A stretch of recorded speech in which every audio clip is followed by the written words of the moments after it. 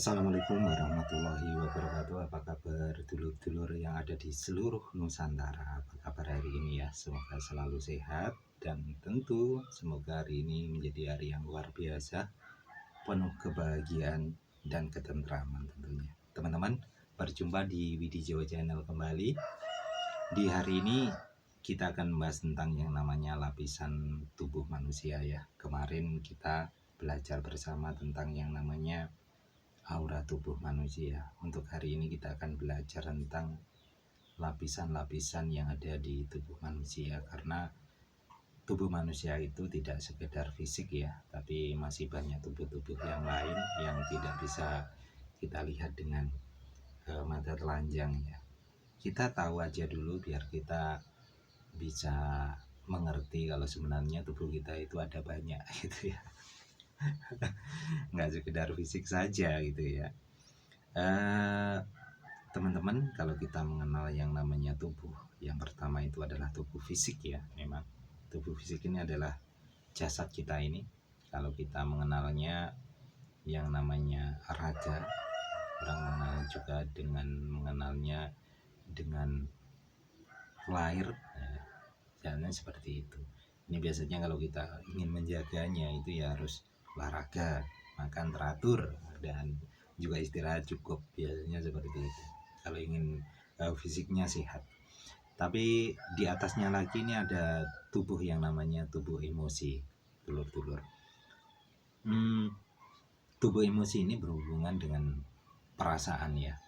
Perasaan ingin memberi, ingin menerima, kasih sayang, juga ada rasa kecewa, ada rasa benci, ada stres juga.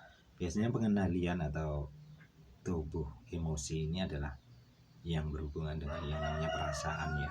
Karena orang yang tidak bisa mengendalikan perasaannya pada tubuh emosi ini akan mengakibatkan gangguan kejiwaan ya. Biasanya orang-orang yang memiliki gangguan kejiwaan itu biasanya pada tubuh emosinya ini tidak tertata, atau kalau dalam segi aura tubuh ini begitu tidak bercahaya atau kotor gitu ya. Biasanya ada dalam tubuh emosi ini.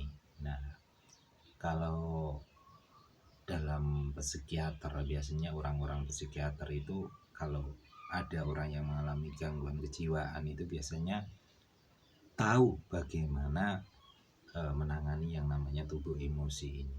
Nah, seperti itu. Dan di atasnya lagi itu ada yang namanya tubuh mental ya.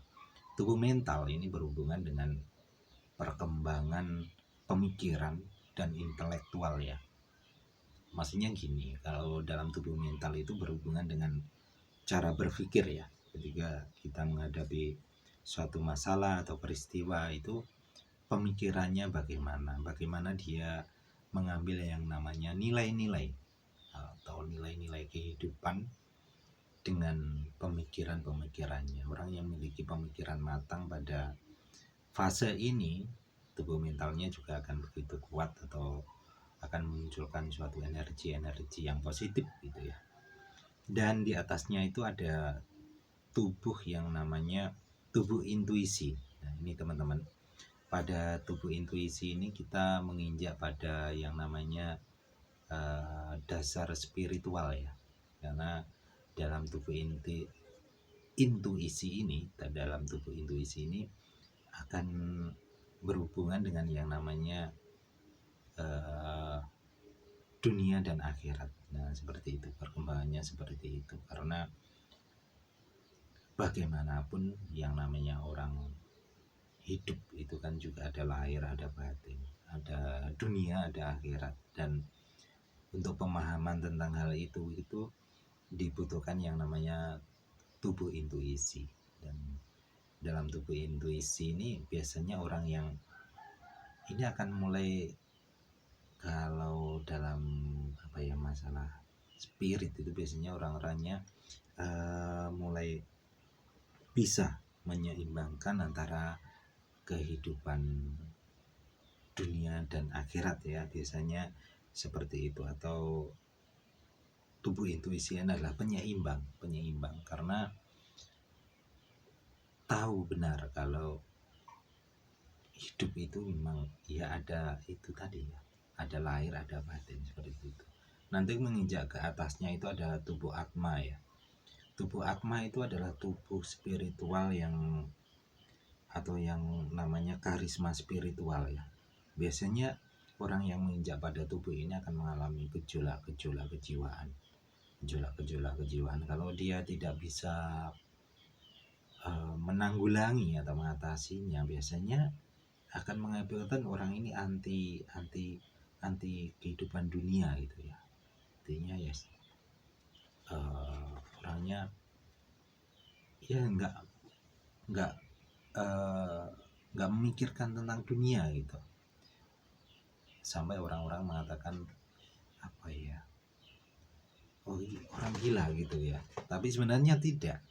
Tapi memang seperti itu kalau tidak bisa mengendalikan pada tubuh atma ini ya. Tapi kalau dia bisa mengatasinya, dia akan menyentuh yang namanya tubuh monad. Nah, tubuh monad ini adalah spiritual yang lebih tinggi lagi, karena dalam tubuh monad ini bisa menyeimbangkan antara yang namanya dunia akhirat ya. Dia bisa seimbang atau mengerti kalau saya hidup itu saya harus seperti ini, tapi setelah dunia ini ada kehidupan lain yang namanya akhirat, saya harus mempersiapkannya seperti apa. Nah, biasanya orang-orang yang bisa menyentuh tubuh monad ini, dia tidak akan punya yang namanya kekhawatiran tentang yang namanya kehidupan dunia. Dia menjalani dunia tapi pikiran hatinya tenang, seperti itu ya. Kalau tubuh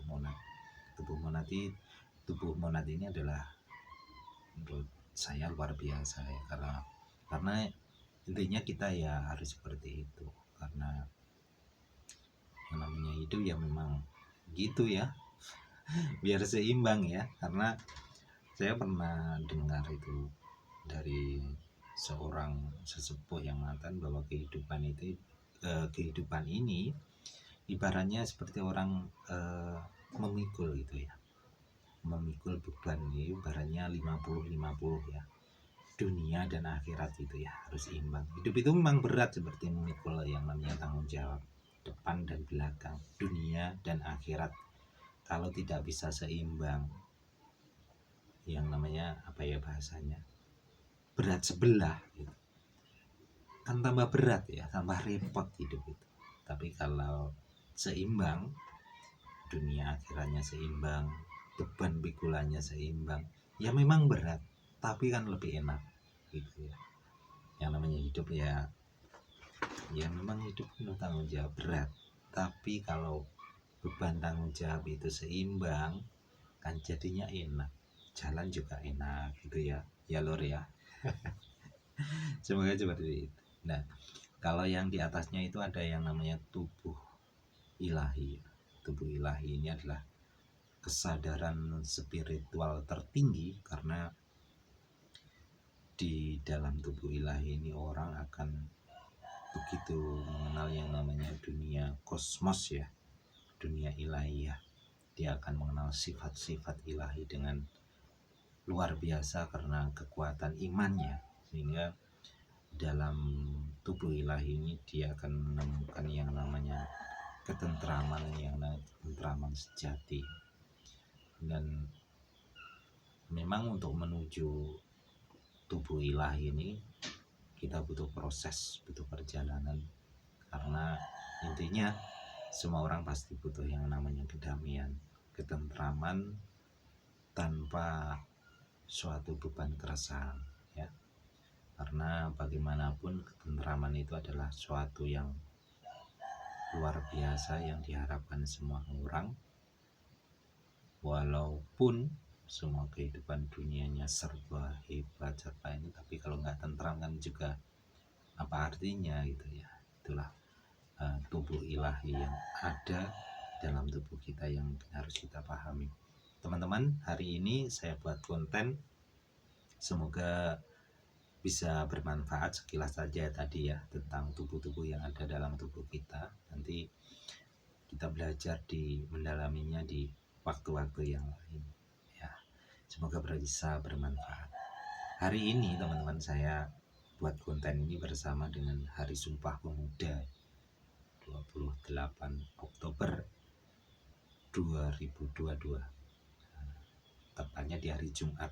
Nah, kita mengingat Sumpah Pemuda ini adalah suatu sumpah agar kita bangsa Indonesia yang terbagi dari berbagai macam suku, ras, dan budaya ini harus tetap bisa bersatu, saling menghargai antar sama, antar suku, antar ras, juga antar budaya.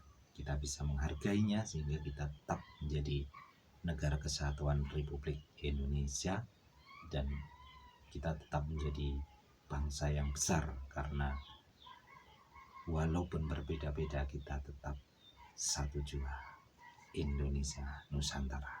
Baik, teman-teman, cukup sekian untuk hari ini. Semoga bisa berjumpa di konten selanjutnya ya. Untuk teman-teman, jangan lupa nanti di subscribe, di share, juga di like ya, biar kita bisa nyambung di konten berikutnya.